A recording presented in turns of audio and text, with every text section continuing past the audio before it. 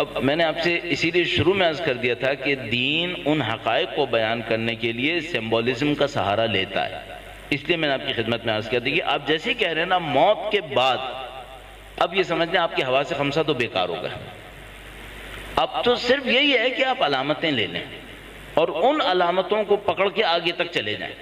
اچھا، بعض لوگ بیچارے ان علامتوں کو پکڑ نہیں پاتے، وہ صرف علامت کے لفظ کو لے لیتے ہیں، اسی پہ بیٹھ جاتے ہیں۔ اب ایک دیکھیے، آپ اس سنجیدگی کے عالم میں اس لطیفے کی گنجائش ہے نہیں، لیکن خیر، وہ کوئی بقرعید کے اوپر کہتے ہیں کہ جب جانور قربان کیا جاتا ہے تو یہ پل صراط پہ سے گزروا دیتا ہے، تو کوئی بندہ بکرا خرید کے اس کے اوپر بیٹھ کے دیکھتا تھا کہ یہ پل صراط پہ سے گزروائے گا یا نہیں گزروائے گا، صحیح؟ اچھا، اب یہ سب ظاہر ہے یہ حماقتیں ہو سکتی ہیں۔ کیوں حماقتیں ہو سکتی ہیں؟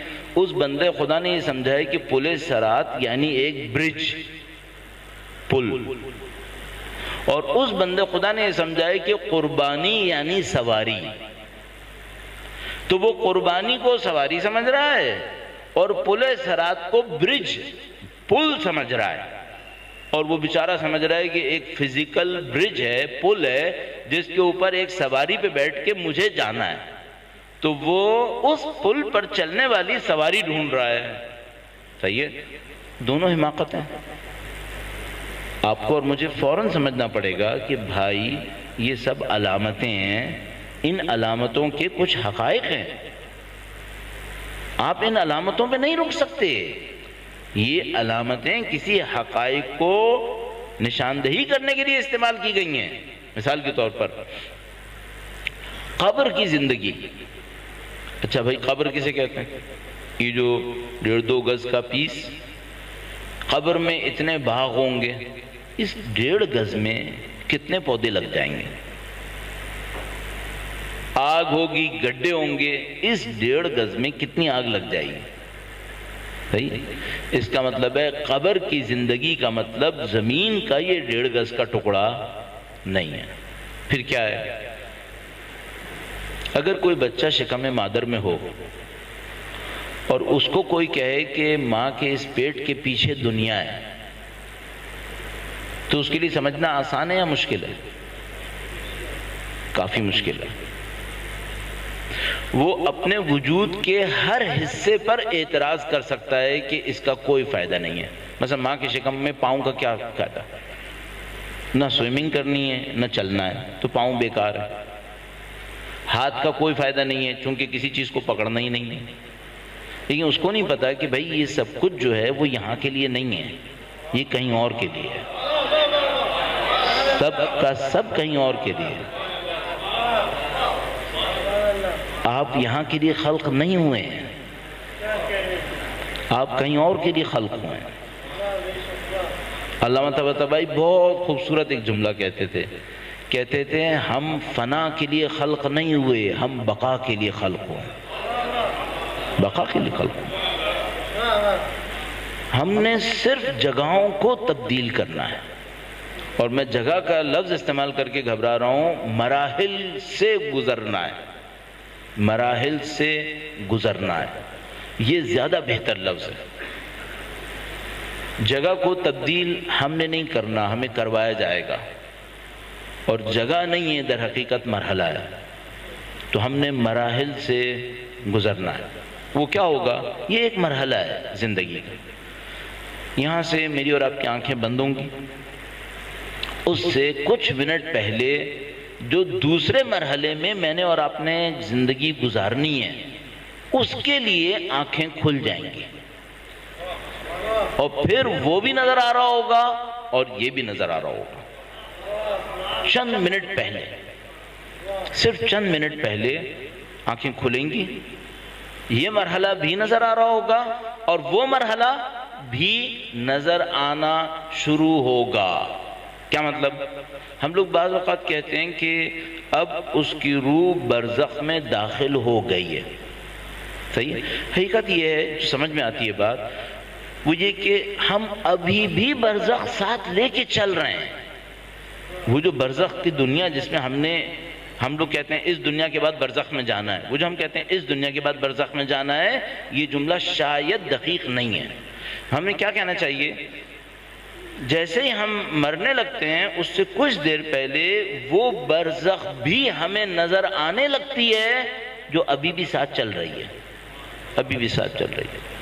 اس کا مطلب کیا ہے؟ صرف ایک مشکل ہے، جیسے انہوں نے شعر بہت خوبصورت فرمایا تھا، مرنے پر ہمارے پردے چاک ہوتے ہیں، ہم دو عالم کو ایک ساتھ دیکھنا شروع کر دیتے ہیں، ایک یہ عالم جس سے ہمارا ایگزٹ ہو رہا ہوتا ہے، اور ایک وہ عالم جو ابھی بھی ساتھ چل رہا ہوتا ہے، نظر نہیں آ رہا ہوتا ہے، اچانک وہ نظر آنا شروع ہو جاتا ہے۔ اچھا، اس کے بعد حسب مراتب اس سے توجہات کم ہونا شروع ہو جاتی ہیں اور اس پہ توجہات بڑھنا شروع ہو جاتی ہیں، اس پہ توجہات بڑھنا شروع ہو جاتی ہیں۔ میں ایک عجیب سی مثال آپ کی خدمت میں عرض کروں، سادہ سی۔ یہ جو توجہات کم اور زیادہ ہونے کا معاملہ، اس کے لیے عرض کر رہا ہوں، شاید بہت اچھی مثال نہیں ہے۔ میری پاس میری قمیض میں دو جیبیں ہیں، ٹھیک ہے، ایک رائٹ پہ ایک لیفٹ پہ۔ فرض کریں کہ میری الٹے ہاتھ کی جو جیب ہے اس میں میرا پرس ہے اور اس میں میرا موبائل فون ہے، صحیح ہے، اور جو سیدھے ہاتھ کی جیب ہے اس میں ایک رومال ہے اور یہ ٹوپی مثلا میں اس جیب میں رکھ لوں گا، تو کس کو مجھے زیادہ پروٹیکٹ کرنا ہے؟ الٹے ہاتھ والی جیب کو، جس کے اندر پرس ہے اور موبائل ہے۔ اچھا، اگر کچھ ایسا ہو کہ کسی نے مجھے سونے کا ایک ٹکڑا دیا جس کی مالیت اس پرس میں موجود رقم سے اور موبائل سے کئی گنا زیادہ ہو گئی، اور وہ میں نے سیدھے ہاتھ کی جیب میں ڈال لیا، اب کس والے کو پروٹیکٹ کرنا ہے؟ اب سیدھے ہاتھ کو۔ اچھا، اگر فرض کر لیتے ہیں کہ وہ سونے کے ٹکڑا بڑھ گیا، دو اور آ گئے، تو پہلے میں نے اس میں ٹکڑا رکھا تو میں نے کہا اب اس پہ توجہ کم دیتا ہوں چونکہ اس کی مالیت ذرا کم ہے، اور ادھر توجہ زیادہ دینی پڑے گی چونکہ یہاں مالیت زیادہ ہے، اور دو ٹکڑے اور بڑھ گئے، تو اب میں یہ سوچوں گا کہ اچھا یہ جو الٹے ہاتھ والا ہے نا، اگر یہ چلا بھی جائے کوئی مشکل نہیں ہے، اور اگر یہ بڑھتا شروع ہو گیا، بڑھتا چلا گیا، تو اس کی پھر کوئی حیثیت نہیں ہے۔ جیسے ہی ہم مرتے ہیں ہمارے ساتھ یہ ہوتا ہے۔ میں کتنا اس دنیا کے لیے تڑپ رہا ہوں، کتنا اس کے اوپر مر رہا ہوں، اتنا مر رہا ہوں کہ اگر مجھے ساری دنیا کو مارنا پڑے تو مار دوں گا، صحیح ہے۔ اور جیسے میں مرنے لگتا ہوں میری آنکھیں برزخ کو دیکھنے کے قابل ہوتی ہیں، اچانک مجھے پتہ چلتا ہے کہ جس کو میں مالیت والا سمجھ رہا تھا اس کی کوئی مالیت نہیں ہے۔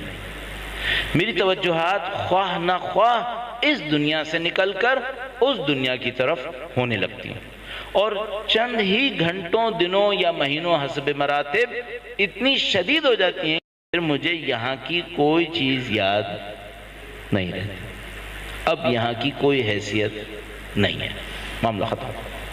جس کے لیے میں نے 60 سال محنت کی تھی، چند گھنٹے سے زیادہ میری اٹیچمنٹ اس سے باقی نہیں رہتی، معاملہ ختم۔ اب یہ کتنی حماقت ہے کہ جس پر میری اٹیچمنٹ جانے کے بعد چند گھنٹے بھی نہیں رہے گی، اس پر میری ساری پلاننگ چل رہی ہے، اور جیسے ہی میں یہاں سے جاؤں گا کچھ اور حقائق میرے سامنے کھلیں گے، اور ان حقائق کو کھلتے ہی مجھے ایسا لگے گا جیسے اس کی کوئی حیثیت نہیں ہے، اور اس کے لیے خدا نہ کرے نعوذ باللہ تعالی اگر میرے پاس کافی تیاری نہیں ہوئی تو میں اپنے اندر خسران مبین کو احساس کروں گا کہ یہ میں نے کیا کیا، یہ کیا کیا۔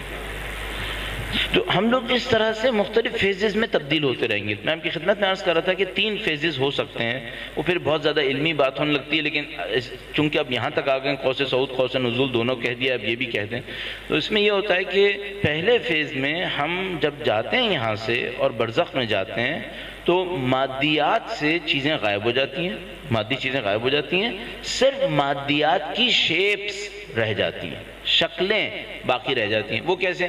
آپ نے اپنے بچپن میں اور کچھ لوگ بڑے ہونے تک بھی کارٹون دیکھے ہوں گے، تو وہ کارٹونز کے اندر کبھی کبھی جن دکھاتے ہیں، تو جو کارٹون میں جن دکھاتے ہیں وہ ایک اسموکی ایگزسٹنس ہوتی ہے، ذرا دھوئیں کا سا وجود ہوتا ہے جس میں اگر کوئی ہاتھ ڈالے تو ہاتھ نکل جائے گا، ٹھیک ہے۔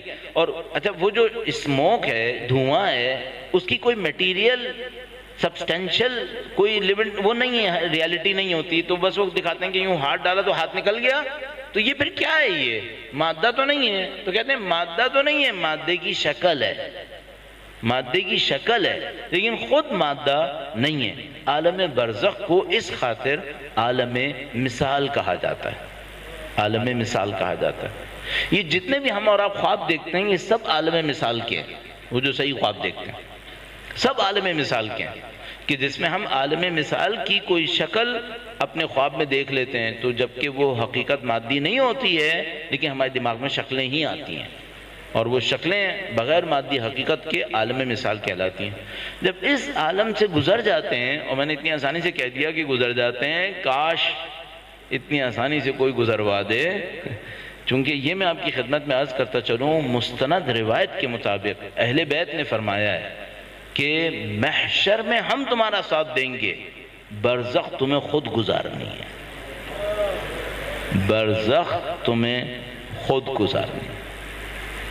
محشر ہمارے اوپر، محشر میں ہم سنبھال لیں گے، برزخ خود گزارنی ہے۔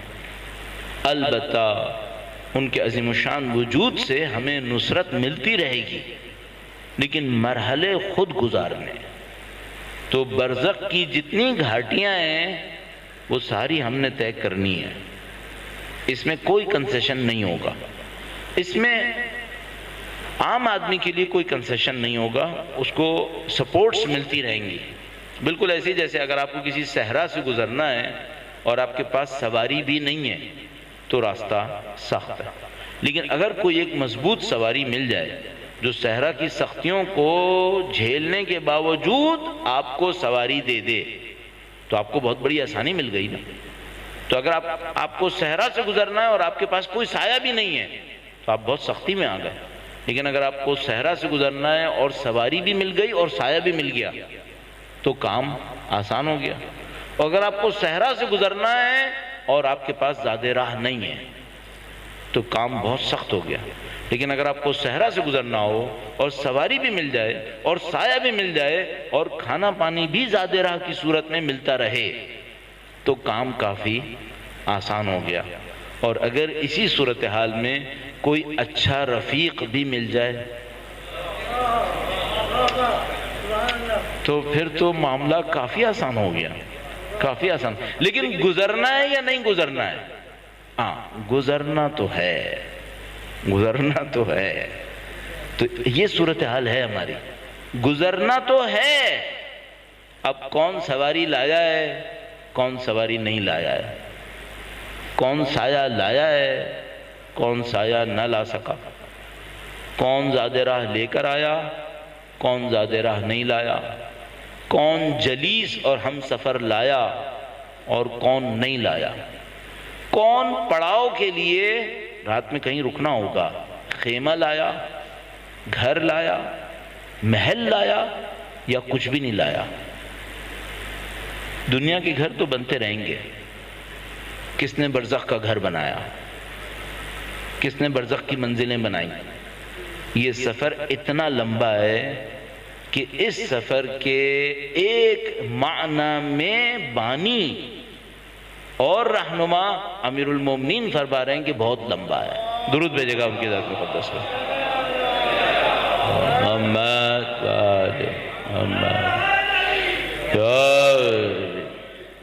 وہ فرما رہے ہیں کہ بہت لمبا ہے۔